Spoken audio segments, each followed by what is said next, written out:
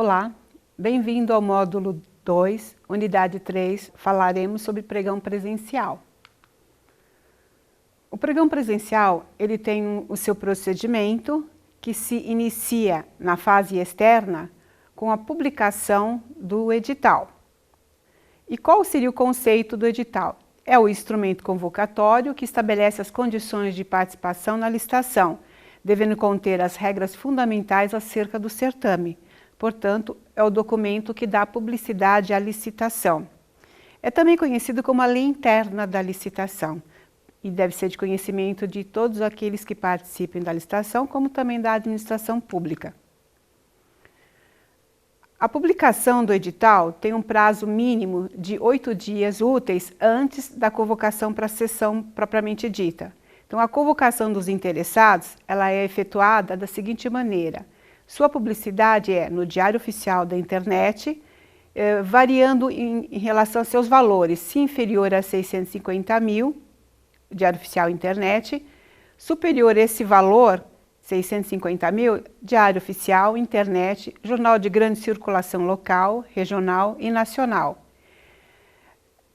Lembrando que é vedado exigir dos licitantes, como condição para participar, a comprovação da aquisição do edital, de acordo com o artigo 5º, inciso 2 da Lei 10.520 de 2002. O edital será elaborado conforme regras previstas no artigo 40 da Lei 8.666 de 93, que é o Estatuto das Licitações. Do aviso constarão a definição do objeto da licitação, indicação do local, dos dias e horários em que disciplinarem o procedimento e a minuta do contrato, quando for o caso. Uma vez publicado o edital, ele poderá ser modificado de acordo com o artigo 21, parágrafo 4º da Lei 8.666 de 93. Também poderá haver a impugnação do edital, seja pelo cidadão e licitante, e essa impugnação ela deve ser protocolada até 2 dias antes da data fixada para o recebimento das propostas, devendo o pregoeiro decidir no prazo de 24 horas. Ou seja, é importante que, havendo uma impugnação do edital, seja respondido e dado ciência ao cidadão, ao licitante. Poderá também haver pedido de esclarecimentos. Serão encaminhados ao pregoeiro até 3 dias úteis antes da data fixada para a abertura da sessão do pregão. O Tribunal de Contas do Estado, ele entende que a autoridade que subscreveu o edital, ele tem até 24 horas para responder e dar ciência aos interessados. Portanto, é importante a resposta aos pedidos de esclarecimentos efetuados pelos interessados em participar da licitação. O procedimento do pregão, ele é realizado totalmente pelo pregoeiro, né, que é o seu maior responsável, e os atos procedimentais serão realizados em uma só única sessão pública. Portanto, na sessão pública, o primeiro ato é o credenciamento dos interessados, que seria a identificação dos licitantes ou seu representante legal, comprovando a existência dos poderes necessários para a formulação de propostas e para os demais atos relativos ao certame. É importante também a verificação da lista das empresas penalizadas, evitando transtornos posteriores, ou seja, verificar as empresas que têm sanções aplicadas que as impossibilitem de participar nas licitações. Recebimento da declaração dos interessados que cumprem os requisitos da habilitação e ainda nessa fase de credenciamento, o recebimento dos envelopes de propostas e habilitação. Como no pregão existe a inversão das fases, o primeiro ato a ser realizado é a abertura e análise formal das propostas escritas e verificação de sua conformidade com as exigências previstas no edital, ou seja, as especificações técnicas e parâmetros mínimos de desempenho e qualidade. Então, o pregoeiro irá analisar as propostas de acordo com as formalidades exigidas no edital. Então, portanto, no pregão, há inversão de ordem, com a abertura e análise das propostas inicialmente e com a habilitação do vencedor no final. O prazo de validade das propostas, de acordo com a Lei 10.520 de 2002, é de 60 dias.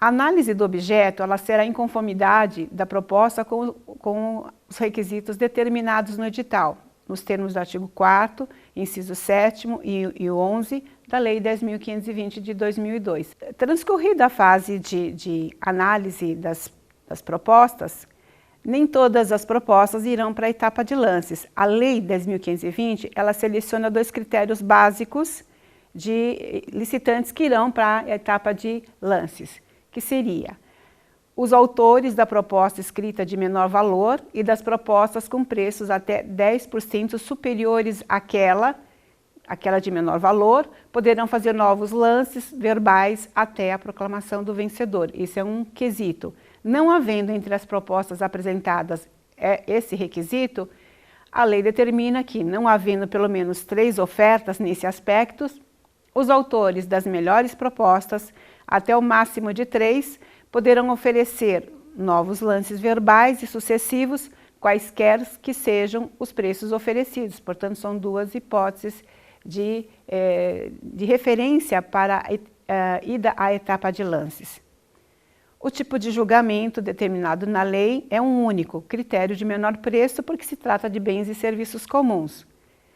Após transcorrido essa etapa de lances, há a fase de negociação, que é a faculdade do pregoeiro que poderá negociar para obter melhor preço, nos termos do artigo 4º, inciso 27 da Lei do Pregão, antes que se decida pela aceitabilidade da oferta.